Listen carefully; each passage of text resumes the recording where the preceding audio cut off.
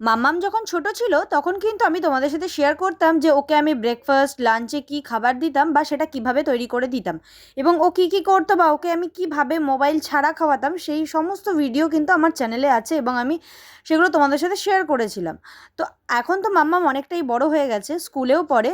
তো স্কুল যেদিনকে ওর থাকে না সেই দিনকে ওকে আমি ব্রেকফাস্ট টু লাঞ্চ কী দিয়ে থাকি সেটাই তোমাদের সাথে শেয়ার করবো এবং সেটা কিভাবে প্রিপেয়ার করি সেটাও তোমাদেরকে বলে দেবো। তো হ্যালো এভরিওয়ান, আমি Puja. Welcome back to my channel Tirpu ক্রিয়েশনের নতুন একটা ভিডিওতে তোমাদের সবাইকে অনেক অনেক ওয়েলকাম। আমি জানি আমার আগের ভিডিওতে তোমরা ঠিক যেভাবে ভালোবাসা দিয়েছো আমার এখনকার পোস্ট করা প্রত্যেকটা ভিডিওতেই তোমরা সেইভাবেই ভালোবাসা দিয়ে যাবে। তো তোমরা তো দেখতেই পাচ্ছ এখানে মাম্মামকে সবার ফার্স্টে আমি সকালবেলা ঘুম থেকে তুলে দিচ্ছিলাম। এইটা কিন্তু খুব ডিফিকাল্ট একটা কাজ, ঘুম থেকে তোলা। বাচ্চাদের যেহেতু ঘুম থেকে ওঠার পরই মুডটা একটু বিগড়ে থাকে, তাই আমি কিন্তু চেষ্টা করি ঘুম থেকে ওঠার পর ওকে একটুখানি এন্টারটেনমেন্ট করার এবং অনেক অনেক ভালোবাসা চুমু দিয়ে। তো সেটা করার পর যখন দেখি ওর মুডটা ভালো হয়েছে, ওর ব্রাশের মধ্যে আমি পেস্ট দিয়ে দিলাম। এবার ওকেও খাটে থেকে নামিয়ে বারান্দায় নিয়ে চলে আসলাম, ওকে ব্রাশ করাই সবার ফার্স্টে। দেখো মাম্মাম কিন্তু এখানে একা একাই ব্রাশ করে, জাস্ট মুখটা আমাদেরকে ধুয়ে দিতে হয়, বাট ব্রাশ কিন্তু একা একাই করতে পারে। এগুলো ছোটো থেকে ওকে মোটামুটি আমরা শিখিয়েছি, আমাদের দেখে দেখে ও শিখে গেছে।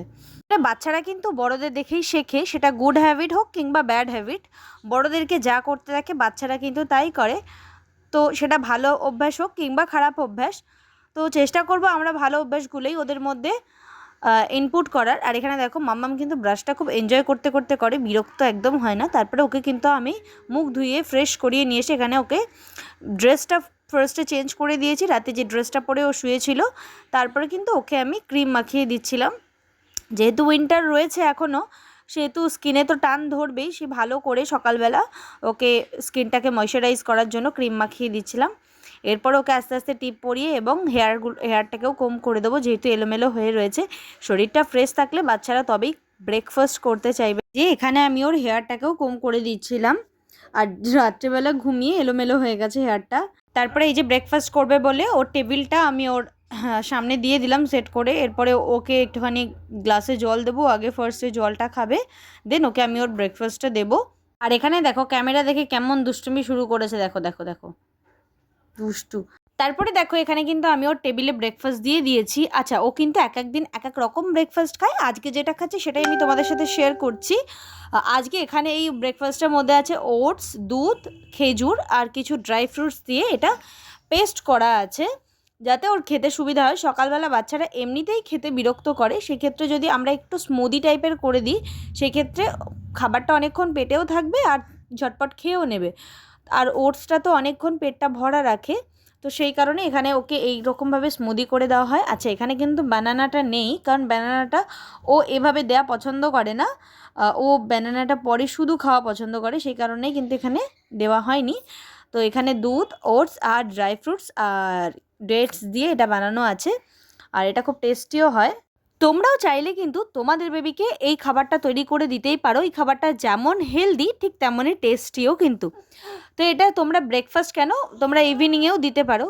আর মাম্মামের ব্রেকফাস্ট হয়ে যাওয়ার পর মাম্মাম কিন্তু একটু খেলাধুলো করে, বাইরে যায়, নিচে ওর দাদুর কাছে যায়, আর একটু কালার ফালার এই সমস্ত ওর যা মন চায় তাই করে। তো এখানে কালার করছিল, সেটাই তোমাদের একটু দেখিয়ে দিলাম। তারপর নেক্সট মিড মর্নিংয়ে ওকে আমি একটু ফ্রুটস দিই, যার মধ্যে ছিল কমলালেবু, কলাটা তোমাদেরকে আগেই বললাম যে ও ব্যানানাটা কিন্তু খাবারে দেওয়া পছন্দ করে না, পরে ওকে শুধু দিতে হয়।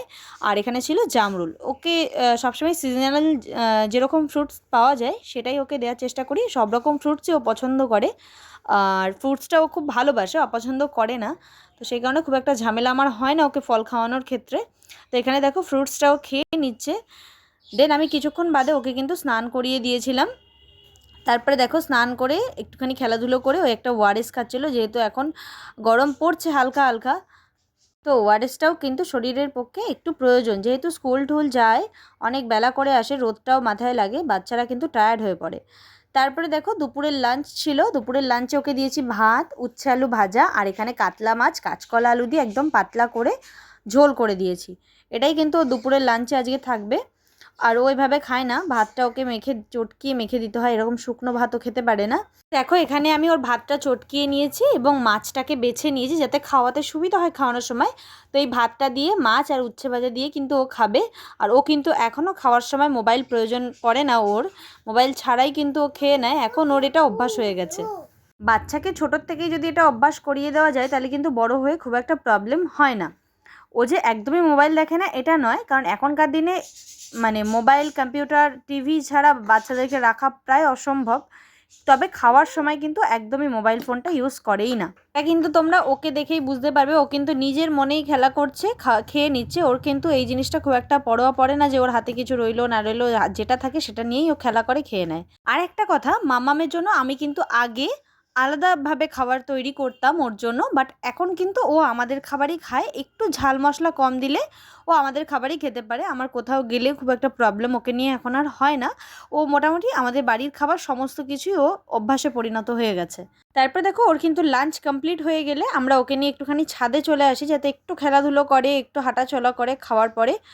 তো সেখানেও একা একাই খেলাধুলো করে, এই দেখো গাছের পাতা নিয়ে পায়ের মধ্যে ধুলো বালি মেখে।